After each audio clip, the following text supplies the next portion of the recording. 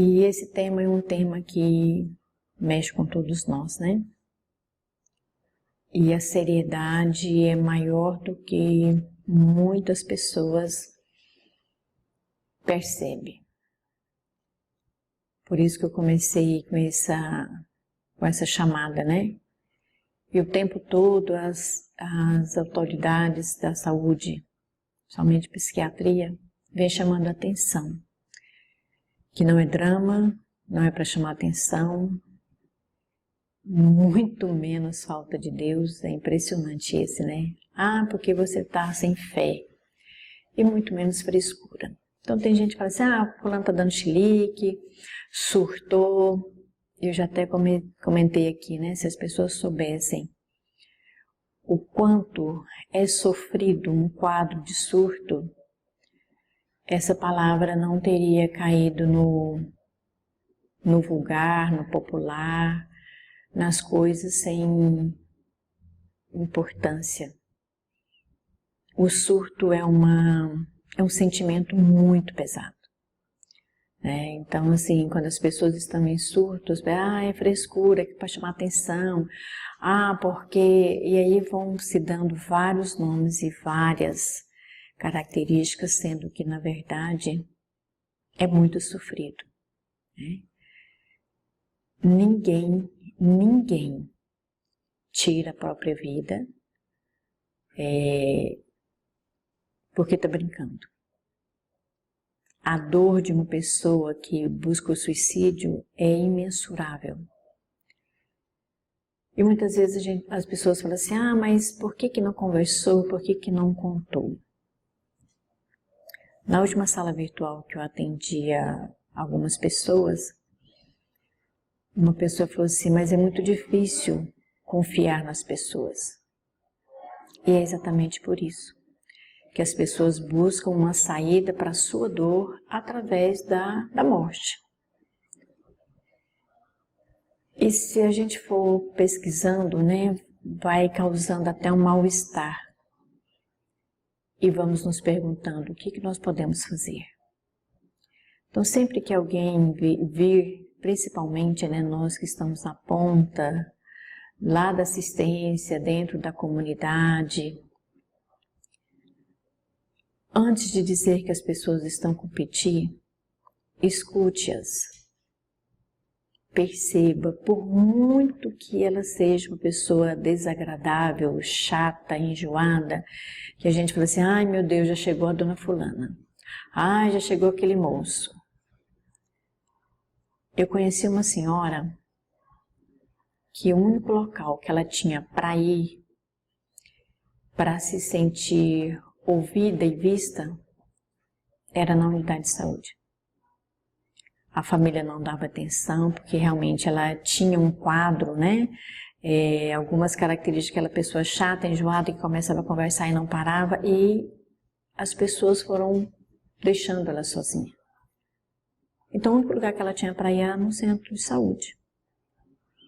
E aí nós, trabalhadores, já estamos tão fragilizados também, tão sobrecarregados, que a gente não tem a escuta qualificada mais. Quando se começou a falar sobre humanização, era exatamente isso, né? Escuta qualificada. E nós perdemos isso, estamos perdendo a cada dia.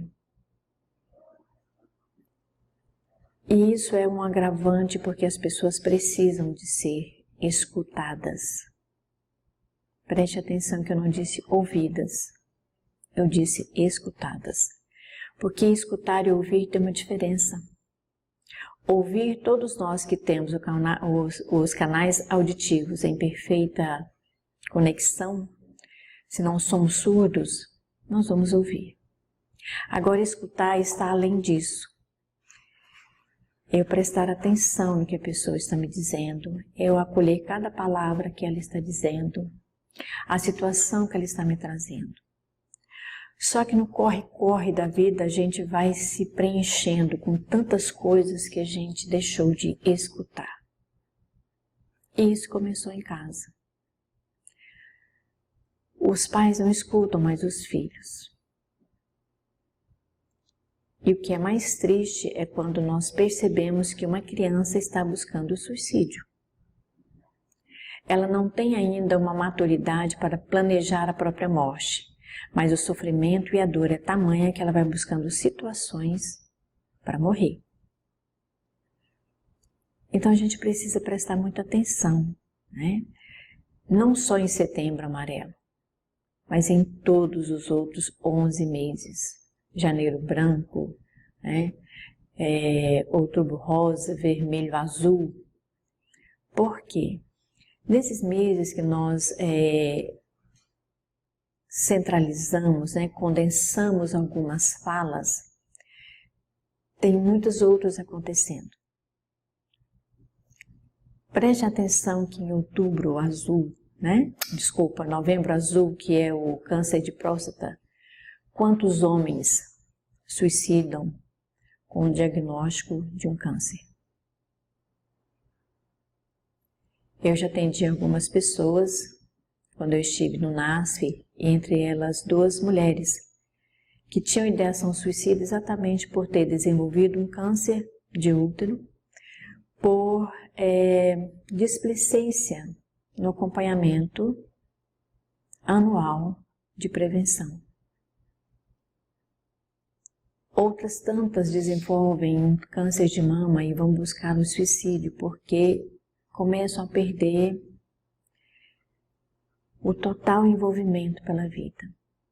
Então, quando a gente for lidar com essas pessoas, e quando nós dissemos, falar é a melhor solução, voltamos no exemplo da moça que disse, é difícil confiar nas pessoas.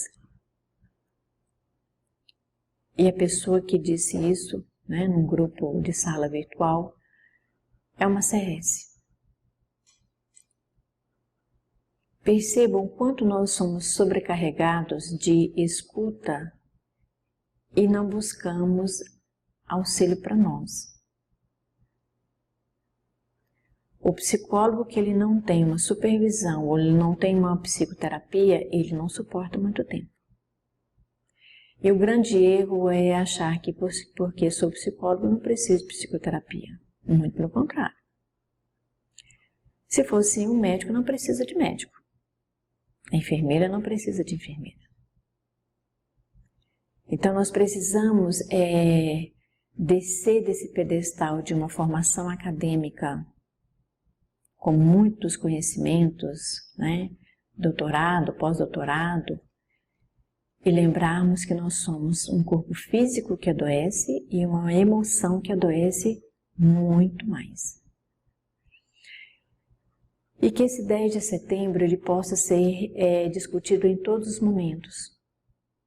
Porque senão nós vamos focar e condensar no mês que se fala muito isso e esquece dos outros tempos. Eu falo isso muito no Maio Amarelo, por conta da violência contra criança e adolescente. Passou maio, nós precisamos continuar com isso, porque as crianças e os adolescentes estão buscando o suicídio como uma forma de ficar livre da dor. Quando nós temos crianças que são violentadas, adolescentes que não são respeitados, eles vão buscar uma finitude para isso. E o que mais nos assusta, hoje eu atuando dentro da Gerência de Segurança e Saúde do Trabalhador, são os nossos colegas que buscam alternativas através do suicídio. E não é um suicídio de imediato, um enforcamento, um tiro, uma intoxicação por substâncias ingeridas, mas por um processo de adoecimento psiquiátrico e afasta de tudo e de todos. E o quanto é importante nós pensarmos que as pessoas não prestam atenção quando elas estão desanimadas. Tudo começa como um desânimo. Tem dia que nós estamos desanimados, com dores físicas, cansaço, nós estamos muito cansados. Prestem atenção. Nós viemos de um processo, o tempo todo falando sobre autoconhecimento. Eu preciso me conhecer para que eu perceba o que está acontecendo comigo. Se eu sinto uma dor que ela já está persistente, opa, procure um médico especialista. Não tome só uma medicação porque você tem fácil contato com a medicação. Porque às vezes eu posso estar escondendo uma causa muito mais séria. Então, quando a gente lembra que falar é a melhor opção, eu preciso ter uma escuta qualificada. E quando nós respondemos para essa moça, né, nós não estamos dizendo para você contar a sua vida para qualquer pessoa, escolha uma ajuda técnica especializada e profissional. Não é para conversar com os colegas da equipe, mas é uma ajuda no sentido de que eu não estou bem, eu estou cansada, eu estou adoecendo com muita facilidade, eu estou muito irritadiça. E aí nós temos várias causas orgânicas para isso. Então, quando uma pessoa chega a falar em suicídio, a dizer que não vale mais a pena viver, não foi ontem que isso começou a acontecer. Pelo menos um ano. Geralmente a gente conversa com as pessoas e diz, olha, presta atenção se isso repete ao longo de 6 meses, 9 meses. Porque às vezes eu posso ter uma situação que me deixou triste, desanimada, chateada, com raiva. Mas se esse quadro é recorrente, vamos pensar mais um pouco. Porque olha só, para cada suicídio confirmado, conseguido, né, o termo de se matar, alguns indivíduos podem apresentar pelo menos 20 tentativas. Gente, é muita coisa. Eu li isso num site internacional. 20 tentativas. Alguém não está olhando para essa pessoa. Alguém não está prestando atenção. Essa pessoa ela não está sozinha no mundo. Por muito que ela more só, que ela não tenha filhos, que ela não casou, que ela não constitui uma família. Opa, espera aí.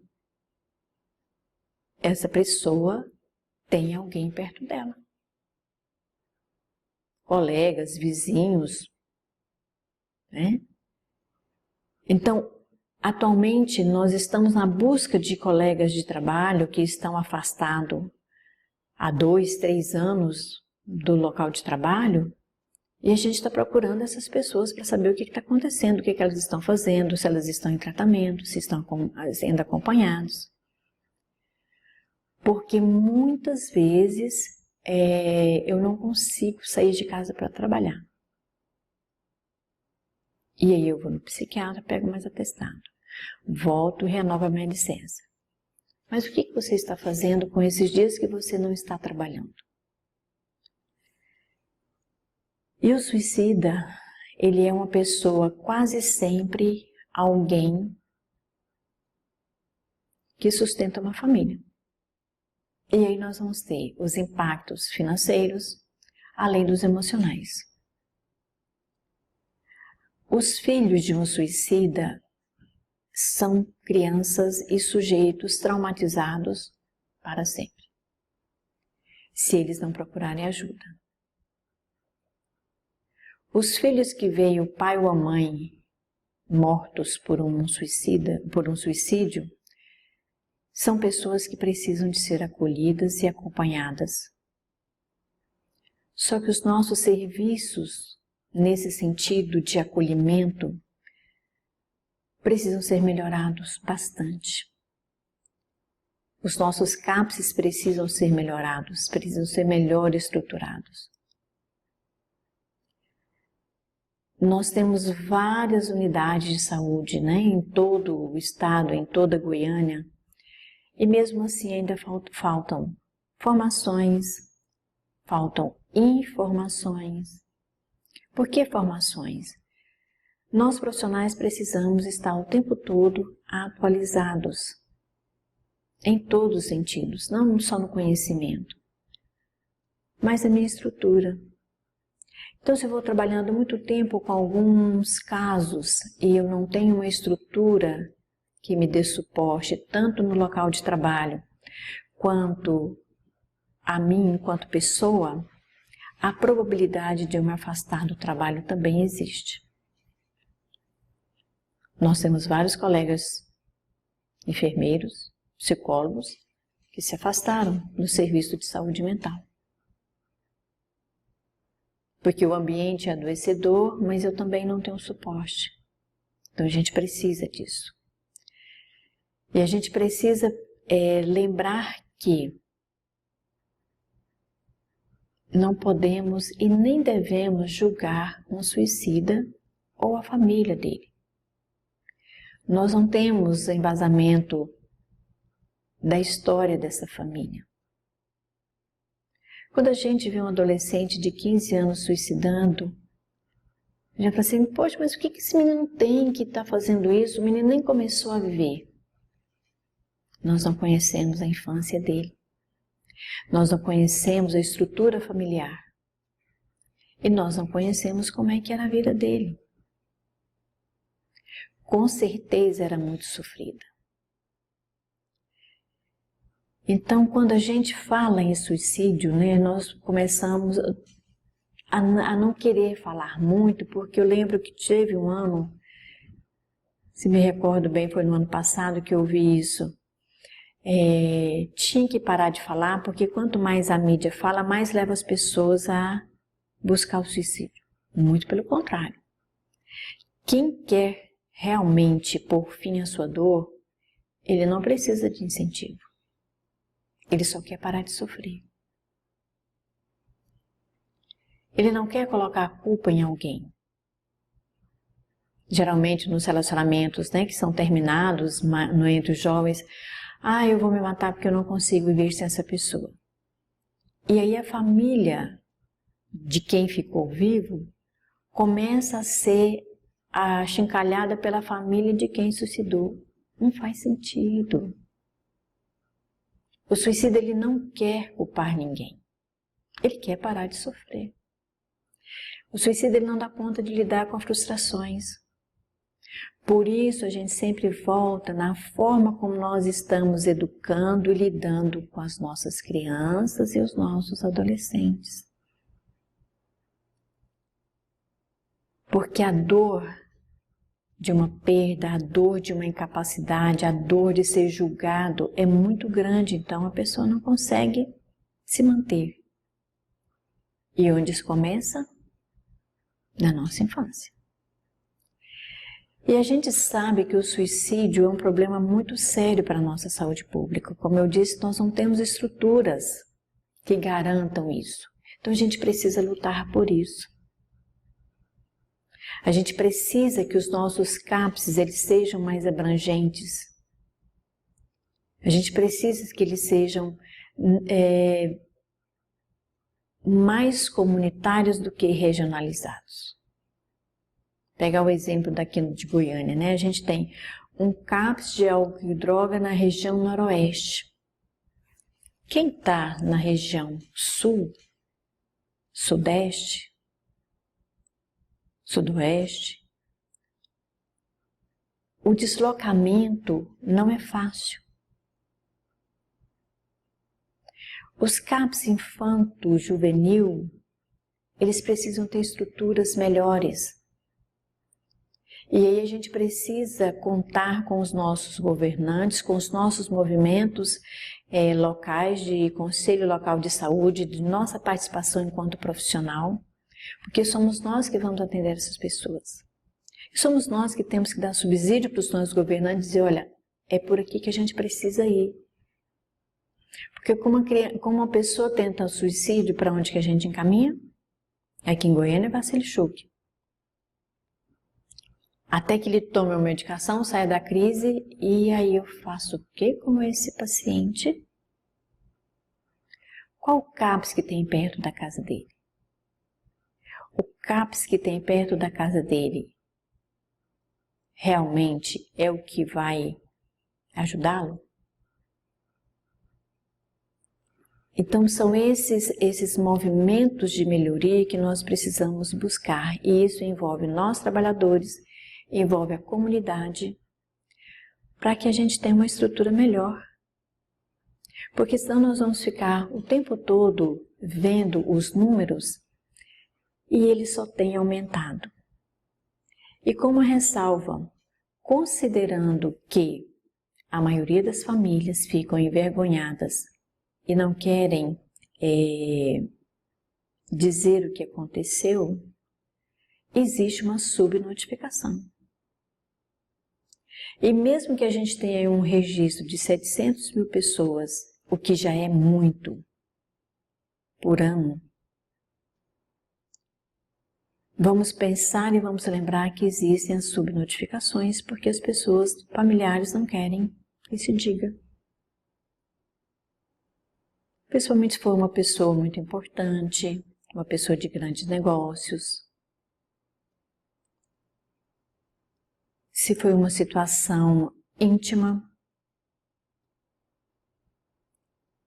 Então, tudo isso a gente precisa ligar as nossas antenas de alertas, de percepção, para que a gente ofereça algum cuidado a essas pessoas. Crianças que se machucam muito, que se mutilam, elas precisam ser olhadas com muito carinho, com muito cuidado e com muita atenção. Crianças que roem unha até chegar, não tem mais jeito, já começa a roer as cabeças do dedo, que arrancam os cabelos, né? Que se machucam com facilidade, são crianças que estão buscando, através daquele machucado, dizer, eu não estou bem. Crianças agressivas, crianças depressivas. Então nós precisamos olhar com muito cuidado para tudo isso, porque nós temos uma série de fatores que podem facilitar ou dificultar a busca pelas tentativas de suicídio. Além de que tem alguns profissionais que não têm muito manejo, né? Um manejo positivo com a tentativa de suicídio. Eles não têm paciência com o paciente, eles não acolhem com cuidado o paciente tentativa de autoextermínio. Exatamente pelo nosso primeiro slide, né? Ah, isso é frescura, isso é para chamar atenção. Não é. A questão é que nós não temos habilidade e nem manejo para ouvir a história dele. Então, os fatores individuais são os que mais pesam. Porque às vezes o fato de eu ser um adolescente em que a minha família está esperando as melhores notas, as melhores aprovações nos vestibulares ou nos Enems ou nos concursos e eu não consigo. Dependendo da relação que eu tenho com essa família, na cabeça do adolescente, falou, eu sou a vergonha da família. Eu não consegui o que os meus pais esperavam de mim. Ele suicida. É como eu consigo lidar ou não com as perdas, ou naquele momento a minha incapacidade vai me levar ao próprio autoextermínio, porque eu não consigo lidar com isso. Como é que eu vou dizer para os meus pais que eu não consegui passar em primeiro lugar em medicina na melhor faculdade do país?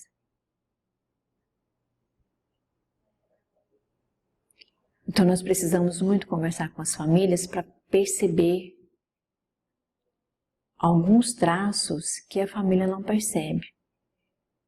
Então, pessoas impulsivas ou agressivas ou bipolares, elas têm uma tendência maior ao autoextermínio. porque são sentimentos que tem hora que fica muito pesado para lidar. Porque a pessoa é impulsiva e agressiva, as pessoas se afastam dela. Então ela começa a perceber que ela é um problema, que as pessoas se afastam, que as pessoas não convivem com ela e ela está ficando sozinha. Então nesse momento ela começa a entrar num processo de depressão e ela começa a sentir que ela não vai fazer a menor falta no mundo. Muitas pessoas falam isso. Não, eu não vou fazer falta.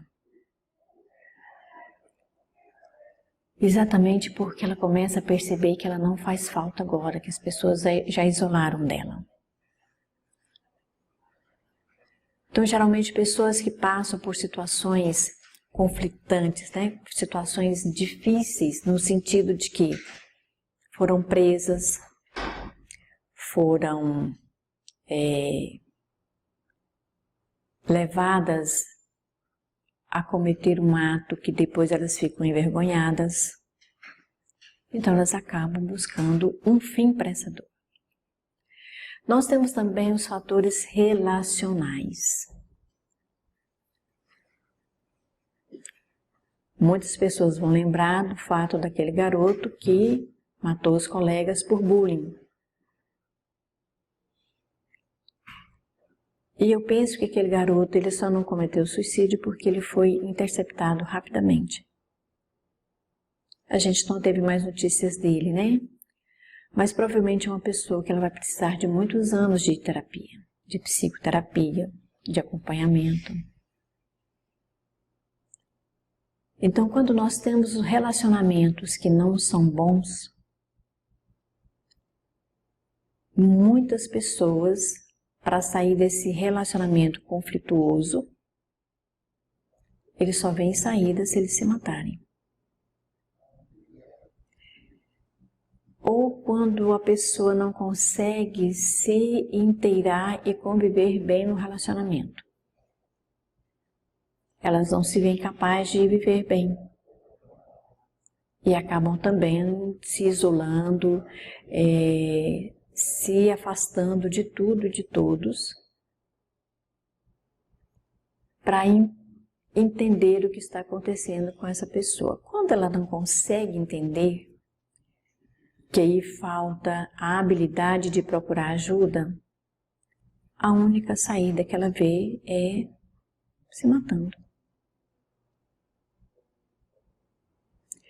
Então, não é muito difícil na nossa sociedade esse número, porque nós temos situações todos os dias extremamente desafiadoras. Nós temos uma economia instável, nós temos uma estrutura política altamente indefinida, nós temos um trânsito difícil, e aí a gente não tem tempo para pensar na gente. Então, todos esses fatores externos, que aí são os comunitários, vão de encontro com a minha fragilidade emocional, com a minha instabilidade de humor, e aí tem um choque. E quando eu não consigo lidar com esse choque, eu parto para o autoextermínio. Geralmente pessoas, que saem de um país para viver em outro, passam muito por esses momentos de instabilidade de relacionamentos, instabilidade de comunidade, porque nossas culturas são diferentes. Então, quando a gente tem uma falta de cuidados, que é o que eu coloquei com relação às nossas estruturas de unidade de saúde,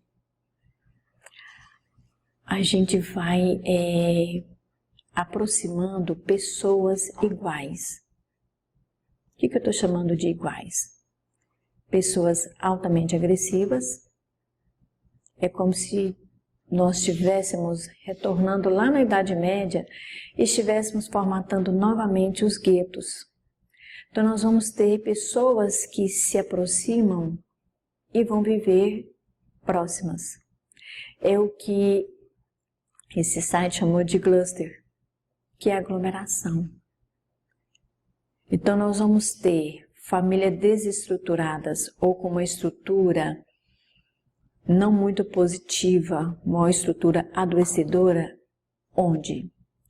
Nas nossas unidades de saúde da família que estão lá dentro da comunidade. Então, naquele momento, nós teríamos uma grande oportunidade de trabalhar as famílias. E a gente não consegue, porque nós temos uma demanda por adoecimento ou por determinação de números que foge ao nosso controle. Mas o que a gente pode fazer? A gente pode ir estudando esses grupos e preparando algumas falas para que essas famílias vão se percebendo. A impressão que eu tenho é que as mães que vão para os grupos de gestantes e as mães que levam seus filhos para as vacinas, para os famosos dias D, elas não têm noção clara de como ser mãe, de como conduzir os filhos, de como educá-los. E aí nós vamos tendo uma dificuldade maior com esses grupos. Então, quando nós temos uma mudança brusca nas nossas formações psicológicas, a tendência é que a gente entre em curto-circuito.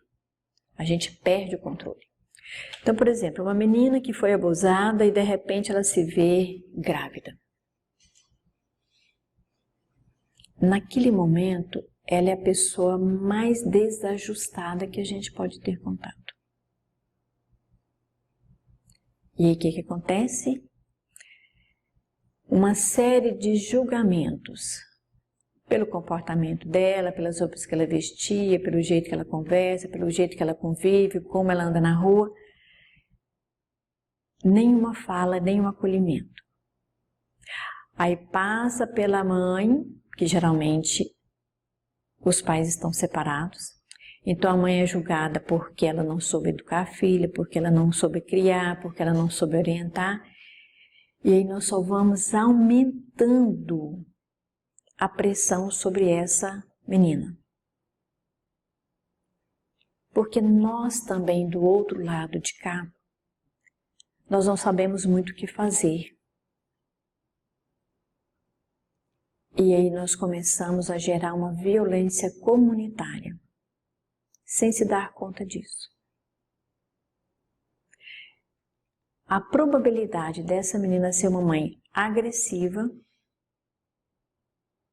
abandonar o filho com a mãe, que vai criar enquanto vó,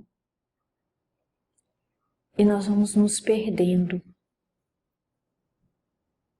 Então nós vamos ter algumas comunidades altamente agressivas, violentas. E nós não estamos sabendo lidar muito com isso. Porque viram casos de polícia ou casos de internação em clínica psiquiátrica. E aí nós precisamos olhar para nós, para sabermos o que nós damos conta de fazer. Onde é que nós podemos atuar, de acordo com as políticas públicas.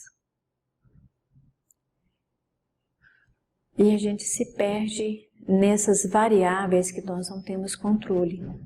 Mas nós precisamos descobrir algumas estratégias, algumas saídas dentro do nosso próprio trabalho, naquilo que nós podemos dar conta. Porque o que a gente percebe? Como nós não temos controle sobre as variáveis externas, a gente se afasta, se fecha e deixa as coisas acontecerem. Aí a gente entra num processo de burnout. O que é o burnout? Eu me adoeço tanto que eu não quero me envolver com nada que diz respeito ao meu trabalho. É como se eu ligasse o piloto automático e executasse as minhas atividades de uma maneira mecânica, sem o menor envolvimento emocional, porque eu não quero adoecer. Não é a melhor saída, porque esse processo já é um adoecimento. Então a gente precisa ver quais são os riscos sociais. Às vezes nós trabalhamos com algumas coisas fáceis de chegar a isso, né? Quando se fala da toxicidade, fala do quanto às vezes, como a busca não é satisfatória, porque eu vou no cais um dia, aí eu só quero medicação, eu não tenho facilidade para conviver em grupo, mas eu também não tenho acolhimento individual. E aí, o acesso a meios letais do suicídio entre as pessoas acaba sendo uma forma de eu me livrar rapidamente do meu sofrimento. Muitas pessoas acham que a mídia acaba informando e acelerando. Outros acham que a mídia tem que falar sim, porque vai clareando a percepção das pessoas. Na verdade, os trabalhos têm que ser de mão dadas. A mídia precisa alertar sobre os cuidados. E o que a gente chama de mídia que às vezes facilita o acesso? Algumas informações nas redes sociais que não são, vou usar um termo que não seja muito legal, mas policiadas e verificadas. Por muito que tenha uma política lá de termos agressivos ou prejudiciais e o conteúdo é retirado, às vezes ainda falta muita observação nesse sentido.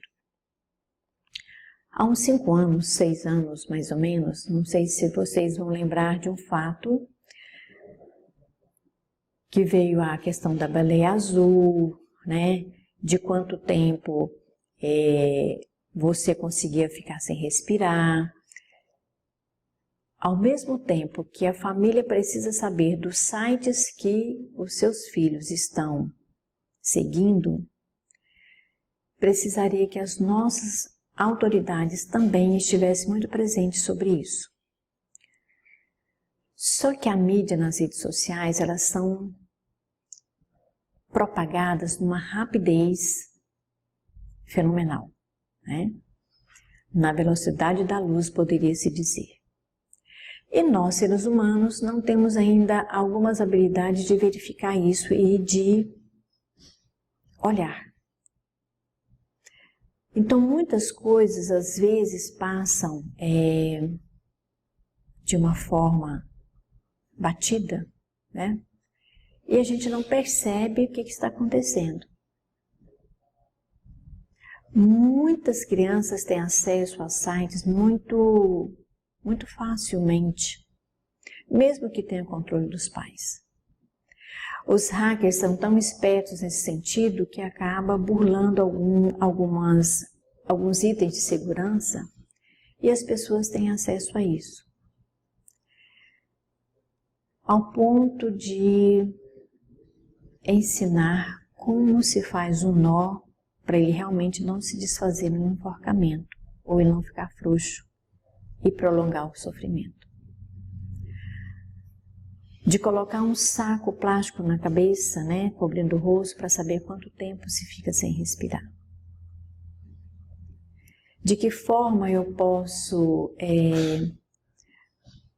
pegar as histórias em quadrinho, ou as histórias que eram contos infantis na nossa época, e foram se criando alguns esclarecimentos sobre autoextermínio.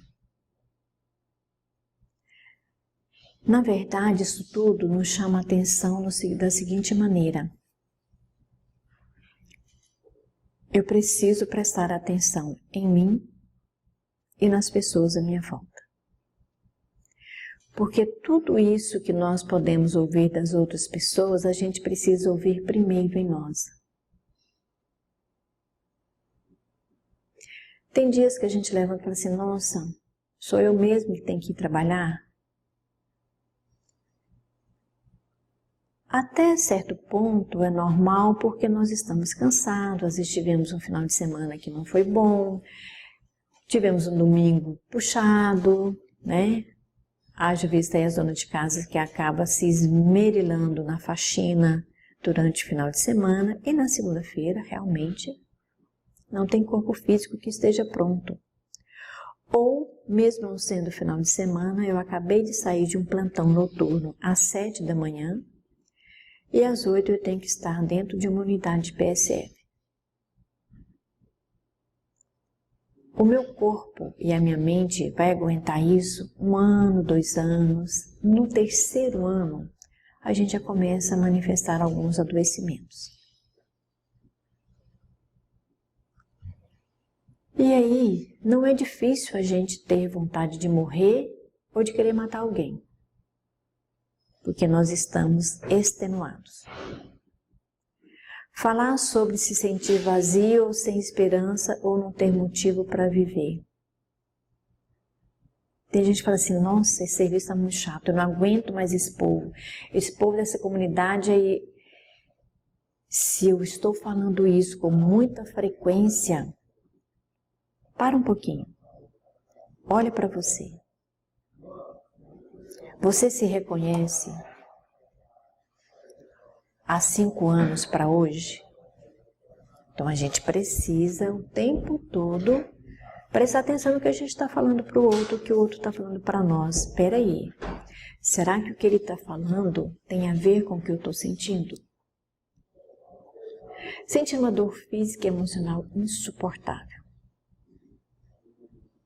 A gente sabe que a dor física, ela já tem um peso emocional muito grande. E os depressivos sentem dores pelo corpo todo. Chega um momento que a dor é tão forte, que ele vai se matar. Para extenuar essa dor, para acabar essa dor, para extinguir. Falar sobre ser um fardo para os outros. O que eu estou fazendo para que a minha velhice eu não sinta um fardo para as outras pessoas? Idosos se matam com frequência, porque eles sentem uma necessidade muito grande de não ser peso para as pessoas. Doutora Ana, né, que trabalha com cuidados paliativos, ela sempre fala, o que você está fazendo pela sua velhice? E tem pessoas que quando começam a entrar na velhice, elas se matam exatamente para não sofrer e não ser um fardo para as outras pessoas. Porque a nossa sociedade não é preparada para lidar com o velho.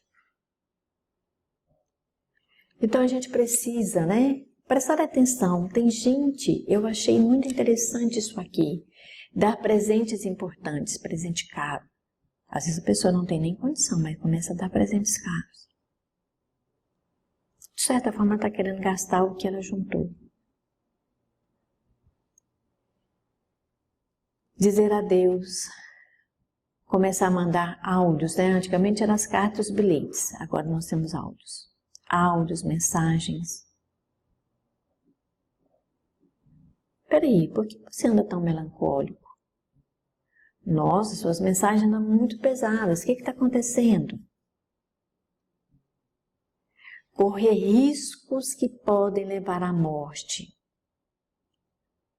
Disse isso sobre as crianças, né, que se machucam, que arrancam o cabelo, que roem as unhas, que bate a cabeça. E nós adultos? Eu penso que dirigir com imprudência em alta velocidade é o mais comum. Gente, está assustador as pessoas no trânsito.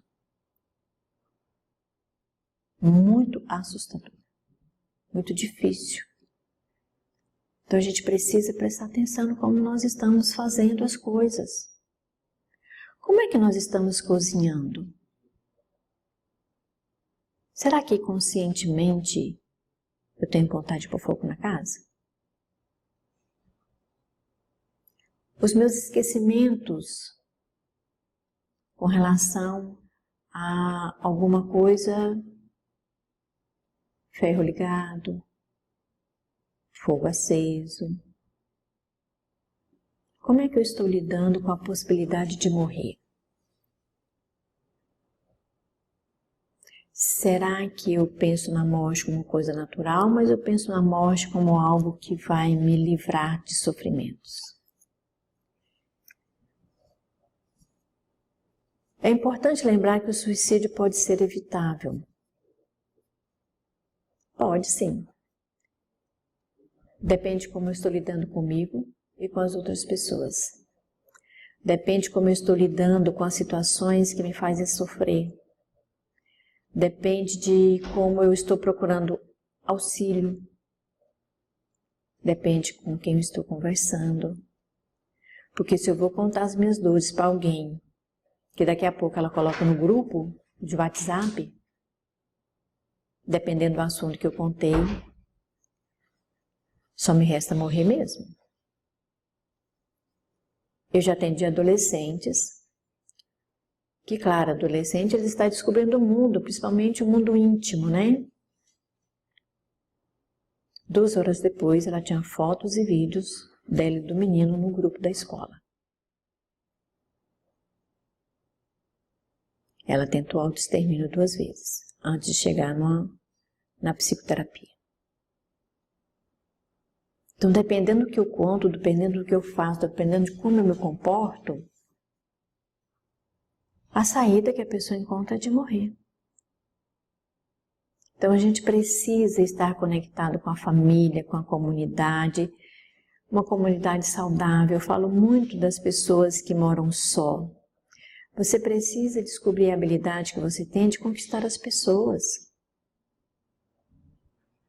De repente eu não estou com a minha família, mas eu estou com algum grupo de pessoas que eu me sinta bem.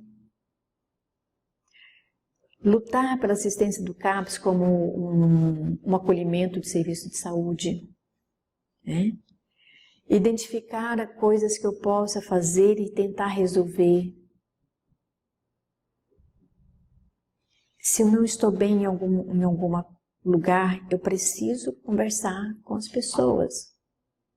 Eu estou atendendo uma pessoa que está nos Estados Unidos para intercâmbio. O choque cultural, a forma como ela saiu do Brasil, o jeito que foram encaminhando as coisas, ela procurou ajuda.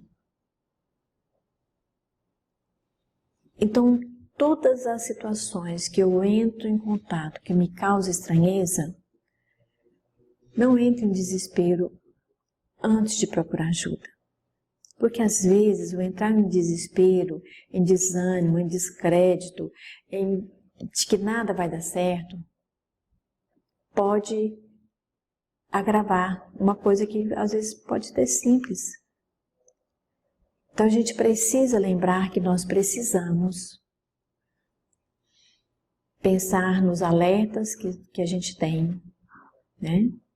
Pensamentos e ações suicidas são de extrema angústia e não devem ser ignorados. Não menospreze alguém que não esteja bem, que às vezes está trabalhando chorando, que às vezes não quer conversar. Não é uma situação fácil de nós chegarmos para a pessoa. Mas a gente precisa descobrir como. Principalmente a pessoas mais fechadas. Nossa, eu estou percebendo que você está mais caladinho ultimamente. Tem acontecido alguma coisa que possa ajudar?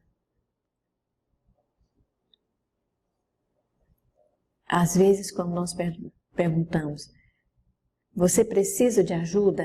As pessoas vão dizer não. Tem algo que eu possa ajudar? Talvez quebre um pouco a dureza daquele momento. Porque uma outra coisa na nossa cultura que é impressionante para deixarmos com sentimento de humilhação é se a gente precisa de ajuda. Todos nós precisamos de ajuda. Todos. A gente não vive sozinho. Mas a ajuda quando se trata de um adoecimento mental, de um transtorno, de um adoecimento emocional, traz uma cultura de que, coitada dessa pessoa, nossa, tá tão mal. E aí, como eu não quero ouvir isso, eu me travo, eu crio uma parede de proteção para que eu não seja exposta. Então, estar a favor da vida nos leva a perceber o tempo todo que eu preciso olhar para mim com carinho, com cuidado, com a percepção, sem julgamento. Nossa, mas você sempre foi muito forte, o que está acontecendo com você? E aí a gente põe uma parede de proteção nisso e segue como se não tivesse acontecendo nada. Mas está. Só que a gente não percebeu. Assim são os nossos pacientes e os nossos colegas também. Não queiram ser fortes o tempo todo, porque ninguém é. Muito pelo contrário, ser forte é conseguir pedir ajuda. É conseguir dizer, eu preciso de um ombro, eu preciso de uma muleta, eu preciso de acolhimento, eu preciso de um colo. Mas a gente vai saindo da infância, da adolescência e vamos começando a envelhecer e a gente não se vê mais pertencente a essas necessidades. E a gente precisa. Nós precisamos de um colo, a gente precisa de acolhimento. Não se sintam sós. E percebam quando os seus colegas de equipe, os seus atendimentos da comunidade estejam assim. Lembrando que não é só estando caladinho, quietinho, que está sofrendo. Os agressivos e impulsivos também sofrem. Por isso nós precisamos ter olhares diferentes para cada situação e para cada pessoa. Que possamos seguir valorizando a vida e tendo coragem para permanecer e encorajando aqueles também que precisam ficar. Gratidão.